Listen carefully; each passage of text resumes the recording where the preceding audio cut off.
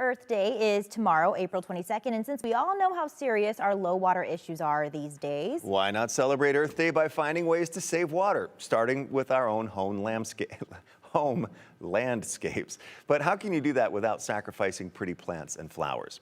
Today on You Can Grow It, Garden Master Jim Duthie talks with an expert on plants that use less water, and he shows us several varieties of beautiful plants that you might want to put in your own gardens at home.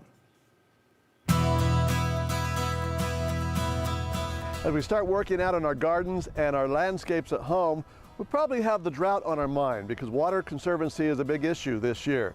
We've had recent rain and snow, but it's not enough to end our ongoing drought. So here's something you can do, planting beautiful flowers in your yard that use a little bit less water. I'm here at Neon, North End Organic Nursery with Jared Arp. We're going to talk about some options that you can put in your yard to beautify your yard and garden, at the same time save a little water. So Jared, thanks. What's some of the options we're talking about today? So one of my favorites, it's called Munro's globemallow, or there's a few different varieties of globemallow.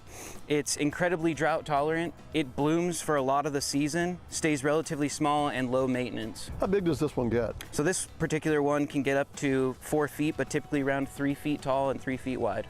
So this is Rocky Mountain columbine. For those of us that have a bit more shade in our yard from big trees or just being on the north side of the house, this is an excellent one.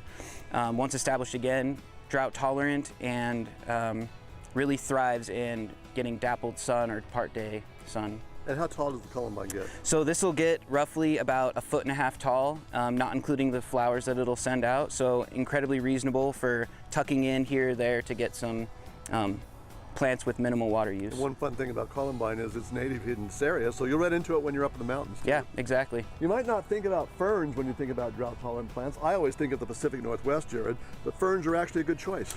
So for an area that's got a lot of shade, this is called a sword fern, and it is incredibly drought tolerant.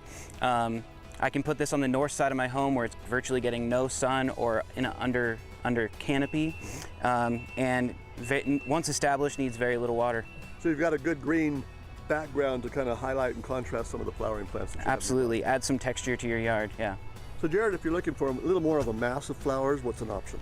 So this is called gallardia or blanket flower. Incredibly drought tolerant again, but long blooming. It's one of the first things that starts blooming in my yard and will continue to bloom even through the fall. Does it make for good cut flowers, like if somebody wants to put together an arrangement? Excellent cut flowers, one of my favorites to tuck in for. How tall do they get? So there's a few different varieties. This particular one just gets about 2 feet tall, 2 feet wide. There is a native variety of this as well that can get a little larger. You know, Jared, when I think about some of the native plants, I think of Lewis and Clark and their trek through Idaho. And one of my favorites is this one. Yeah, so this is firecracker penstemon. Incredibly drought tolerant, and there's a lot of different native penstemons. This one happens to be more native to the southwest, but does well up here with low water needs. And this one really attracts a lot of bees, but I've seen a lot of hummingbirds around this one too. Absolutely. In my yard, this is the hummingbird's favorite plant to come visit. So Jared, just to reiterate, these plants are drought tolerant, but they do need to get established first. Absolutely. So once you put these into the ground, a sufficient amount of water to get them established is essential. Once they get through that first season, you'll really see the potential of the amount of water they really don't need. That's good news. So thank you very much for your expertise on this. So you saw a lot of good options for beautiful flowers and plants in your yard, as well as an opportunity to conserve water. And you can grow it. For Idaho's News Channel 7, I'm Jim Duthie. And here's another simple way to conserve water. Set your automatic sprinklers to water less often, but for a few more minutes each cycle.